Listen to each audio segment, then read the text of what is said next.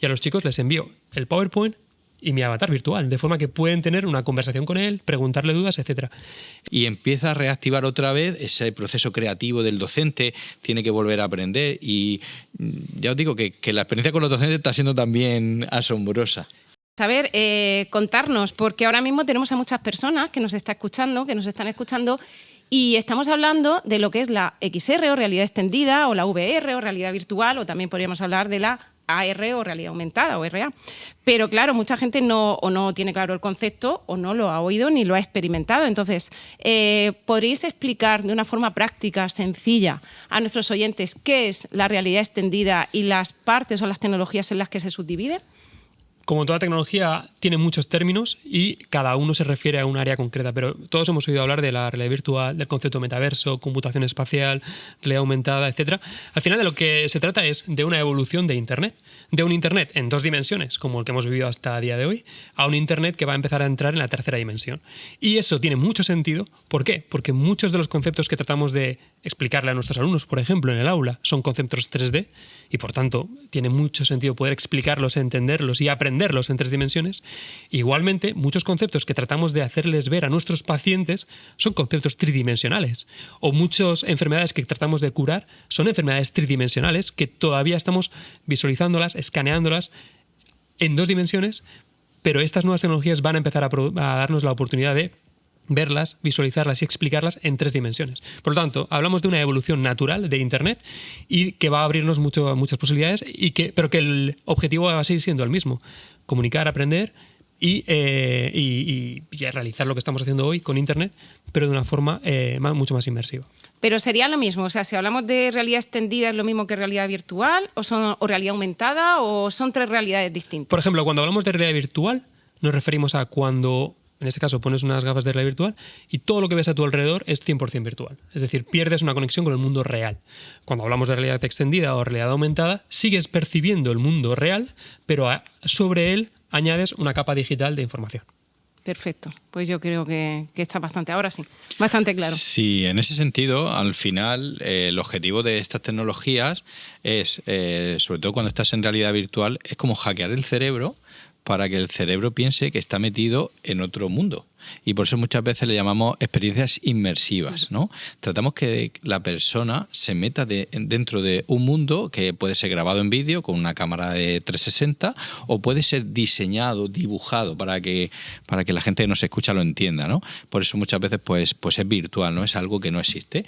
Y bueno, pues es un mundo paralelo que estamos diseñando con unos objetivos. Pues hay empresas privadas con el objetivo de vender y en nuestro caso, pues el objetivo de dibujar o diseñar ese mundo es para que nuestros alumnos pues puedan ir a un hospital antes de ir al hospital, para que los alumnos puedan entrenar con un paciente virtual antes de tener un paciente real, para ponernos ya en el contexto de esto. Con lo cual, al final, la idea es que el cerebro tenga la percepción de haber estado en ese lugar. Y eso, como decía Pau, pues lo podemos hacer para la mayor parte de tecnologías XR, lo podemos hacer con la gafas de realidad virtual.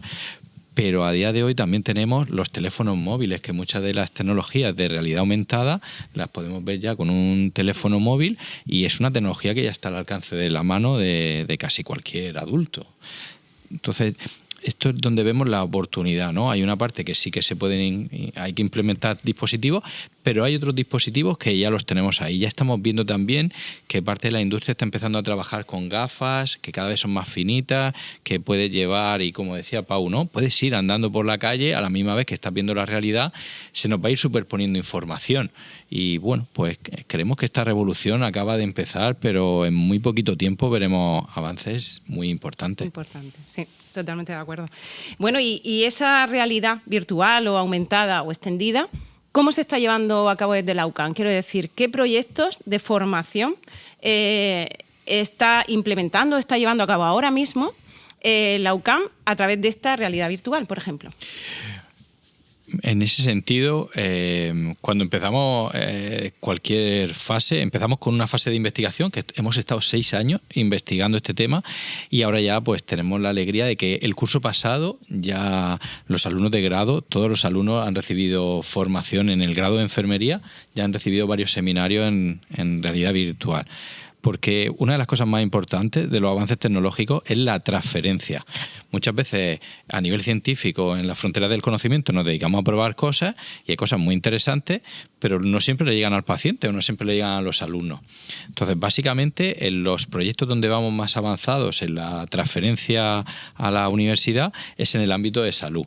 Pero ahora ya empezamos a trabajar con otros títulos, como arquitectura, como teleco, y bueno, pues estamos en estos procesos de investigación y de transferencia en salud con un proyecto europeo que junta 5 universidades de Europa y cogiendo nuevos conceptos. Hasta ahora todo el mundo tiene el concepto de que el Erasmus es moverse físicamente, pero nosotros le propusimos a Europa que ¿por qué no inventábamos un Erasmus virtual? Con lo cual hacíamos kilómetro cero, el alumno no tenía que desplazarse siempre, el alumno no perdía estar aquí, el alumno podía visitar las universidades de otros sitios de manera inmediata, podía compartir experiencias con otros docentes, experiencias con otros alumnos. Y aquí en España tenemos también un proyecto muy parecido con el Ministerio y básicamente, por resumirlo, la idea es que el alumno pueda trabajar con pacientes, visitar espacios y estar en gemelos digitales de hospitales antes de ir a ese propio hospital.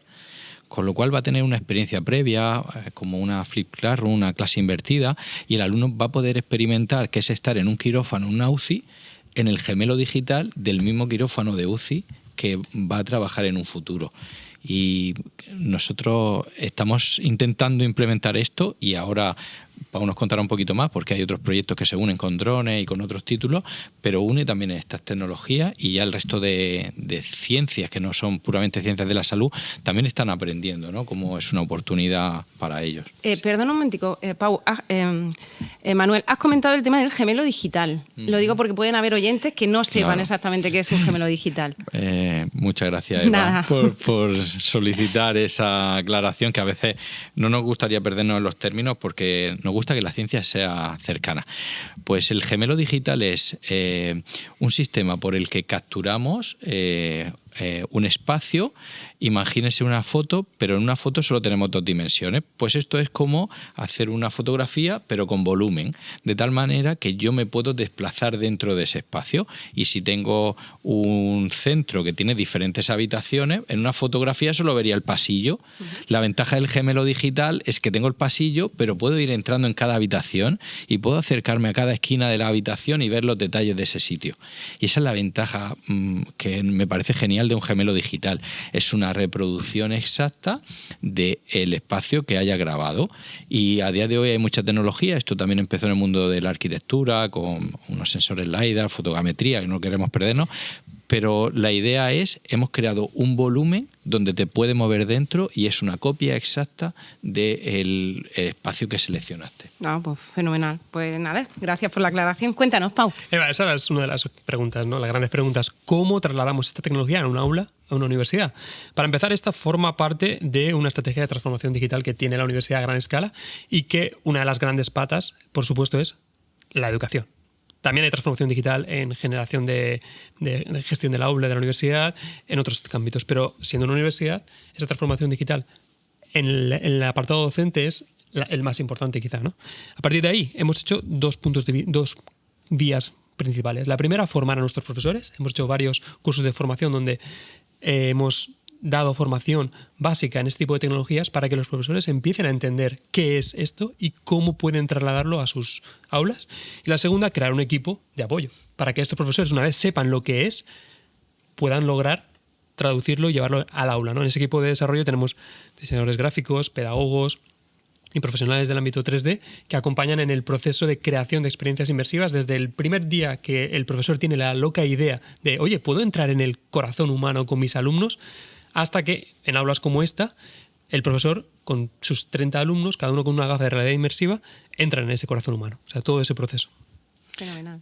Lo que Pau dice es muy interesante porque habría que enfatizar que para transformar la educación, primero hay que transformar a los docentes.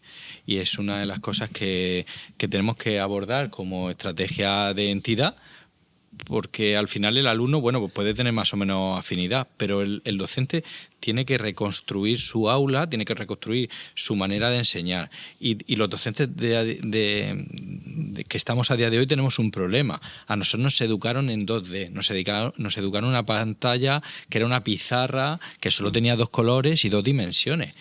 Y normalmente tenemos la tendencia de reproducir lo mismo. Ahora, en lugar de en 2D en una pantalla, pues lo hacemos en un PowerPoint en 2D y ahora tiene color, ¿no? Hemos hecho, pues, pequeños ajustes. Pero claro, nos cuesta mucho hacer esa metamorfosis mental y cambiar el modelo con el que nos educaron para educar en otro modelo. Y en eso es gran parte del objetivo del grupo de investigación y del VR Lab que tenemos, del Laboratorio de Realidad Virtual. Estamos ayudando a los docentes a que aprendan ellos, con lo cual muchas veces los ponemos a ellos como alumnos. Y luego hay que cambiar las estructuras físicas. Esto es un aula de alumnos y tenemos que cambiar las aulas porque tiene que dejar de ser un sistema unidireccional donde el profesor está en una parte alta con una comunicación hacia los alumnos están de manera pasiva. Hay que reformar también las estructuras físicas y hicimos una fase previa muy bonita donde le dimos formación a los docentes, le dimos formación a los alumnos. Hicimos grupos de discusión con ellos de dónde veían bien implementar estas tecnologías, porque muchas veces los errores que tenemos a la hora de incorporar algo es incorporar algo desde fuera sin contar con los agentes, y los 2 grandes agentes de un proceso de docencia, por un lado son los profesores, pero la otra mitad de un proceso educativo son los alumnos.